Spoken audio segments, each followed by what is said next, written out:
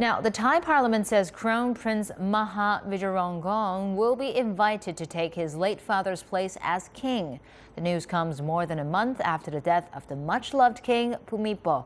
Established procedures say the prince will have to accept the invitation for him to be proclaimed king. The 64-year-old prince can only be formally crowned after his father's cremation, which will take place next year.